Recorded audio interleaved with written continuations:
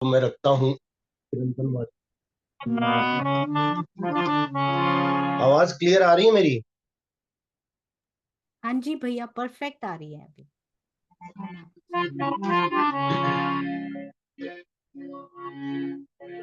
बोलिए श्री प्राणनाथ प्यारे की जय।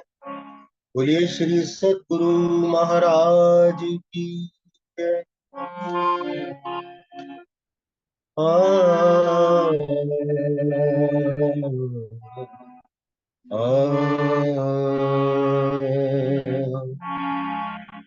तुमको इश्क उपजावने, तुमको इश्क उपजावने करूं सब तुमको इश्क उपजावने,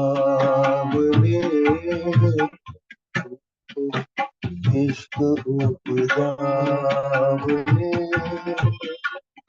करूं सब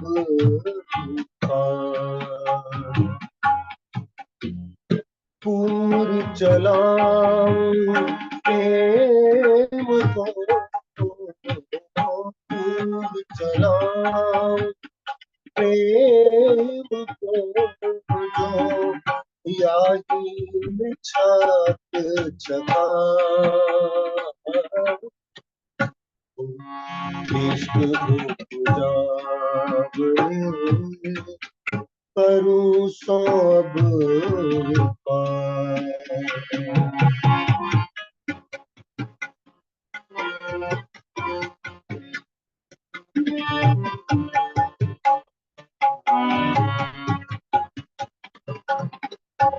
इश्क जिन विध उपजे,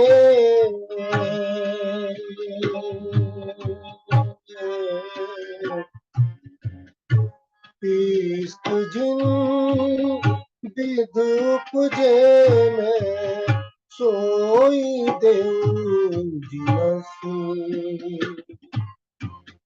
तब इश्क आया जानियो, तब इश्क आया जानियो जब इन रंग लागो रस,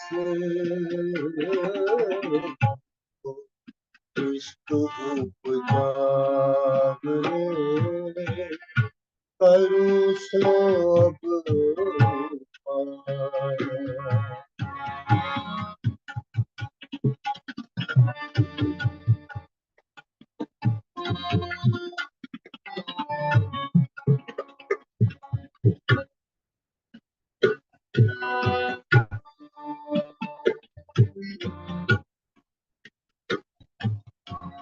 निश दिन रंग मोहलन में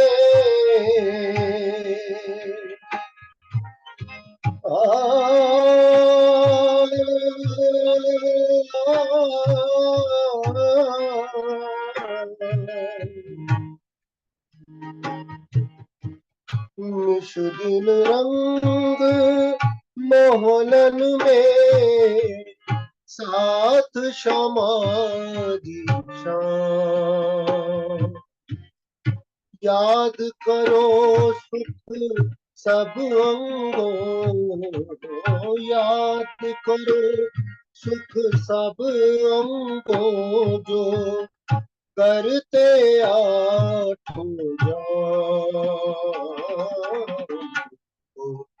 इश्क उपजावने करूं सब पाए।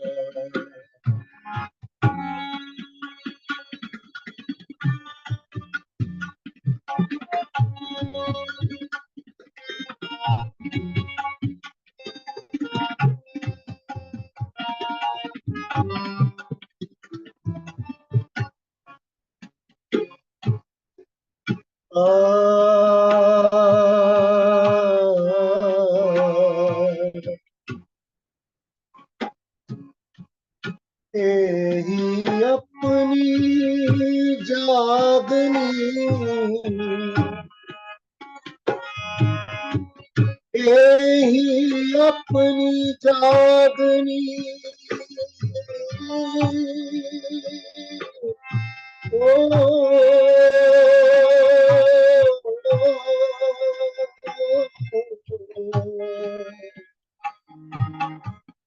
यही अपनी जागनी जो याद आवे निज सुख इश्क यही सो आवही इश्क यही से आवही यही सो सन्मुख इश्क उपजावे करूँ सब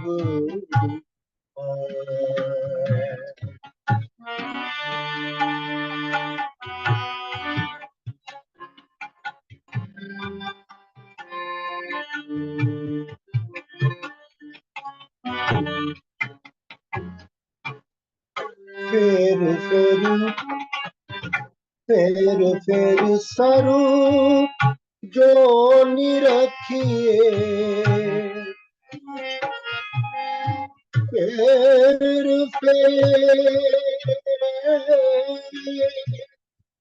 स्वरूप जो निरखिए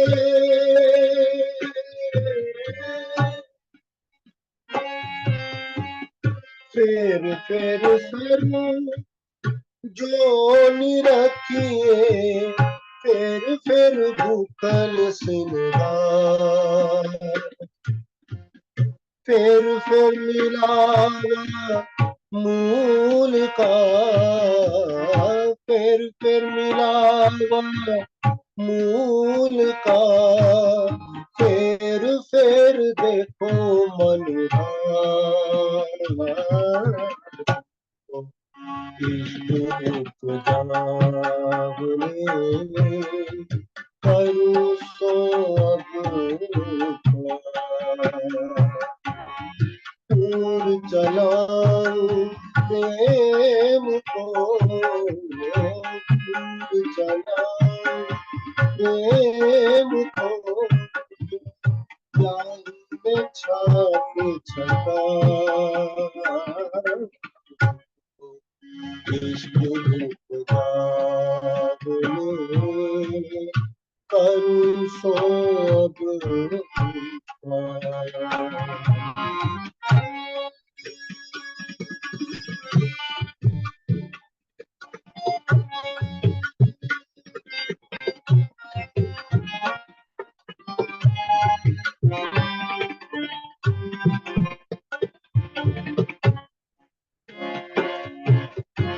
मैं जो दई तुम्हें सिखापन सोली जो दिल दे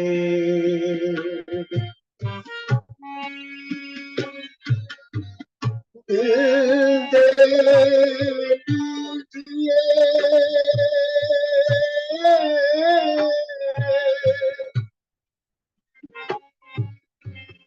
मैं जो दई तुम्हें सिखापन सोली जो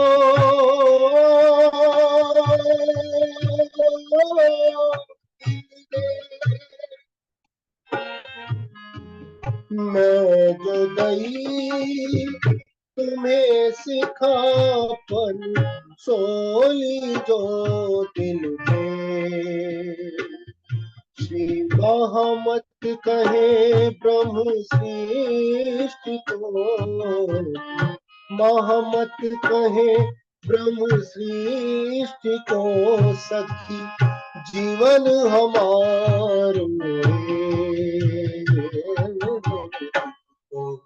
इश्क उपजाए करूँ सो अब दूर चलाऊं प्रेम को चलाऊं प्रेम को ब्याही में छात छलाना इश्क करूं सौंप करूं सौंप करूं सौंप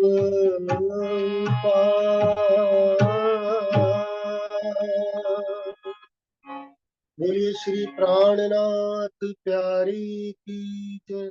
प्रणाम जी। प्रणाम जी पंकज भैया, आज तो सौभाग्य जो आपके दर्शन हुए। It's a pleasant surprise for all of us. बहुत बहुत बहुत सुंदर। और हम सुंदर साथ की तो हमेशा कामना रहती है कि पंकज भैया जैसे प्यारे कलाकार आए और इतना सुमधुर वाणी गायन। सरकार श्री जी का विशेष आशीर्वाद हमारे पंकज भैया के कंठ पे बरसता है। अति सुंदर। और मुल्क राज गिरधर उनके बेटे ही नहीं है खाली सुंदर साथ जी, उनके जैसी जैसी तो कोई नहीं कर सकता। पर बहुत सुंदर कंपेयरिंग भी पंकज भैया करते हैं। ममता भाभी, आप दोनों के चरणों में कोटि कोटि प्रणाम जी। Thank you so so so much भैया। थैंक यू वाली बात नहीं है ये, थैंक यू वाली कोई बात नहीं है। मैं बस आया, ये मेरा सौभाग्य ही है कि मैं जो है भाई साहब की वजह से ज्वाइन कर पाया। इन्होंने बताया मुझे तो मैंने कहा चलो करूंगा, जरूर ज्वाइन करूंगा।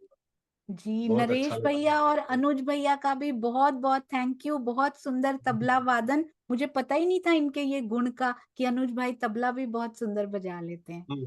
ये गाते भी बहुत अच्छा है और बजाते भी तबला बहुत अच्छा है।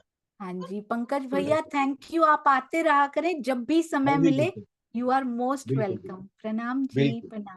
प्रणाम जी प्रणाम। सुंदर साथ जी, प्रणाम सभी संसार को प्रणाम प्रणाम, जी। कोटि कोटि प्रणाम। प्रणाम जी, प्रणाम। आपका बहुत बहुत धन्यवाद नरेश भैया नगीने को लाने के लिए। अरे प्रणाम। ऐसा ऐसा मत कहिए, ऐसा मत कहिए। सब सुंदर साथ का प्यार है, बस उनके चरण रजी बने रहे। काफी है। प्रणाम प्रणाम। जी। प्रणाम जी प्रणाम जी। सुंदर साथ जी आइए चलते हैं हमारी बहुत प्यारी सिंधी। और मैं जरूर मेंशन करना चाहूंगी, बहुत ही सुंदर, अति सुंदर ये जो बनाया है ना सुंदर साथ ने। आई कांट बिलीव इट कि अभी 3-4 दिन पहले ही उन्होंने थंबनेल्स बनाने शुरू किए हैं। अति सुंदर। आपके चरणों में प्रणाम। इतनी प्यारी सेवा और बहुत सुंदर जॉब करते हुए इतना समय निकाल रहे हैं। And can you imagine, US के सुंदर साथ का भी कॉल आता है, ये सेवा जो आपने दी है ना ये बड़ी कम है, हमें और चाहिए, हमें और भेजो। तो ऐसे सभी प्यारे सुंदर साथ जी के चरणों में कोटि कोटि प्रणाम जी।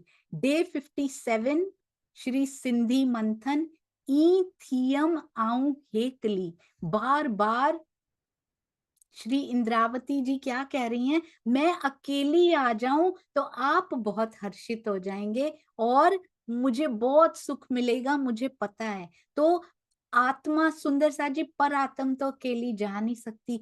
आत्म यहाँ सुख ले सकती है अकेले पिया जी से। बहुत सुंदर बातें इंद्रावती जी सिंधी में जो धनी जी से प्रेम से भीगी हुई बातें ये जो कर रही है ना। आइए स्वामी जी के टीका में चलते हैं, जो उन्होंने अपने शब्दों में उस प्रेम को पिरोया है, वो अति अति अति सुंदर है। उन्हीं के शब्दों में पढ़ेंगे।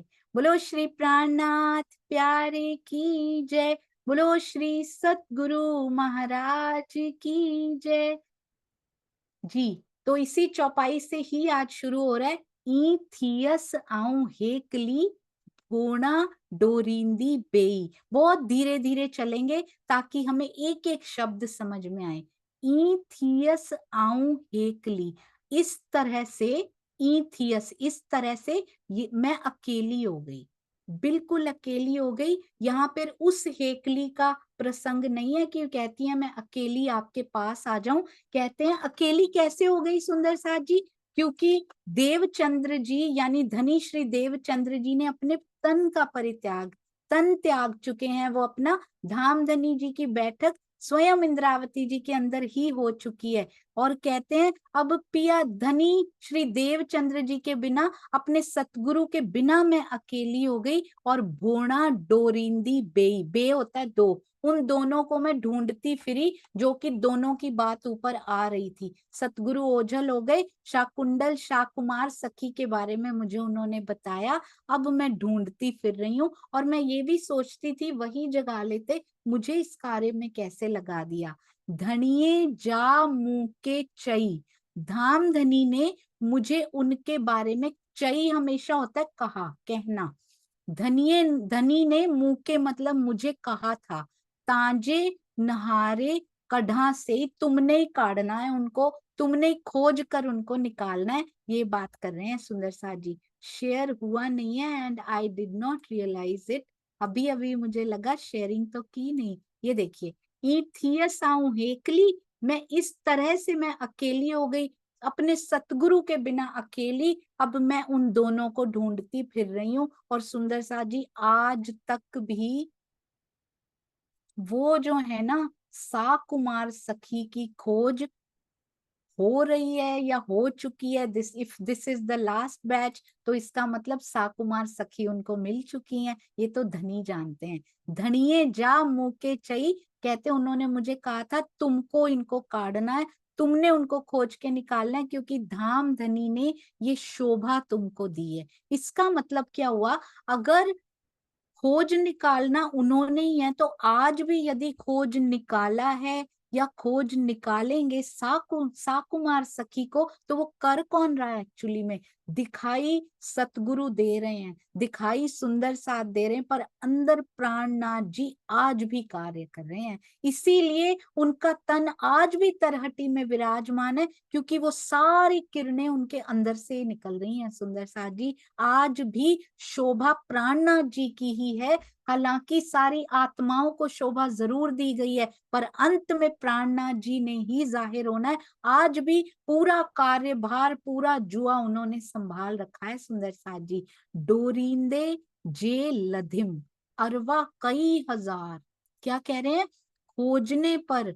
डोरिंदे मतलब ढूंढने से, खोजने से, लधिम मिल भी गई, अरवा कई हजार, कितने हजारों अरवाहें, अब तक तो कितनी हजारों आत्माएं मिल चुकी हैं ऑलरेडी, पन्ना जी की तरहटी में, महामती जी के धाम हृदय में समा चुकी हैं। सुंदर साथ जी कई हजार, तो हम अब कितने यहाँ पे बचे हैं, हमारा बैच कितना बचा है सुंदर साथ जी, कई हजार तो ऑलरेडी मिल चुकी हैं उनको। किन जान्यो घर नूर जो, किन मतलब कुछ कुछ नहीं, किसी किसी ने तो नूर के घर को, परम धाम को अपना घर मान भी लिया। के नूर घर पार, यानी के किसी ने अक्षरधाम को, नूर वाले घर को, और किसी ने उसके भी पार वाले घर को अपना मान लिया, यानी दोनों तरह की आत्माएं ढूंढ रहे हैं वो। सुरताएं तो दोनों को कहा गया है ना, ईश्वरी सृष्टि की भी सुरता है और ब्रह्म सृष्टि की भी सुरता है, तो दोनों में से कुछ तो ये वाली मिल चुकी हैं जिनका घर नूर है, यानी कि अक्षरधाम। अक्षरधाम किसको कहा जाता है, किसी ने अक्षरधाम को अपना घर मान लिया, यानी ईश्वरी सृष्टि। और अक्षरधाम आपको बहुत जानकर ये अच्छा लगेगा, श्री मारिफत सागर या फिर श्री क्यामत नामा में बहुत सुंदर लिखा हुआ है कि योग माया को भी नूर मकान अक्षरधाम कहा जाता है। और वहां तो तकरीबन 90% चौपाइयों में पूरी योग माया को ही नूर मकान करके लिखा गया है, अक्षरधाम करके लिखा गया है उनको, क्योंकि रहते जरूर वहां है,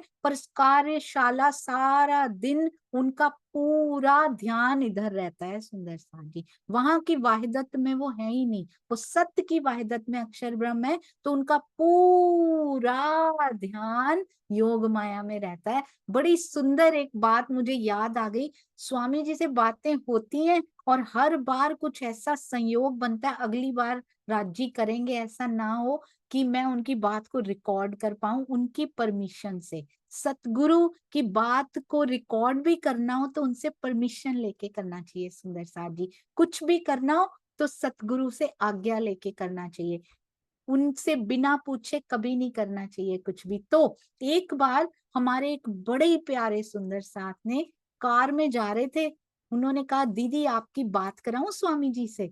मैंने कहा इससे अच्छा क्या हो सकता है। स्वामी जी से पूछा कि आप अगर थके हुए नहीं हैं या फिर आराम तो नहीं कर रहे, तो उनसे बात करने का मौका मिला। हर बार तो 5-7 मिनट ही होता है, पर उस दिन वो इतना सौभाग्यशाली मेरे जीवन का वो दिन था। मैंने कहा स्वामी जी मेरे कुछ प्रश्न है, मैं आपसे पूछ सकती हूँ, आज समय मिला है? तो उन्होंने बोला पूछ लीजिए। पहला पूछा, दूसरा, तीसरा, मैं पूछा अगला पूछ लो स्वामी जी या फिर कभी बाद में। उन्होंने बोला नहीं आज सब पूछ लीजिए। 45 मिनट्स तक उस टाइम मेरी बात हुई उन सुंदर साथ के चरणों में। कोटान कोट में आज भी कितनी बार दिल ही दिल में प्रणाम करती हूँ जिन्होंने मेरी उनसे बात करवाई थी।